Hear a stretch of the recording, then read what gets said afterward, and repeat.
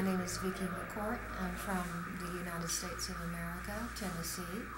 And these are my comments for Best Peru Tours.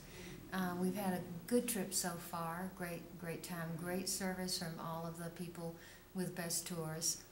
Prompt, efficient, got us to where we needed to go, informed us ahead of time. All of that made our trip more relaxing and easy. We had only one comment in regard to the tours, and that was when we got here, we had to immediately take the city tour. So we had about an hour to rest, which wasn't long enough. I think we need more time for people in the future.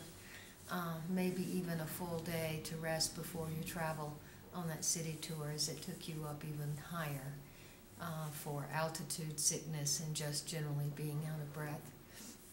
And the other issue was a bus where we unloaded people in a hotel from another tour we took, and that bus ride was very bumpy and made everybody sick.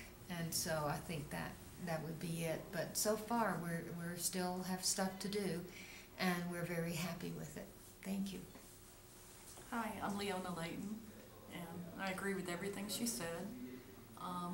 The people that have been the nicest are the people that have been helping us, the drivers. Yes.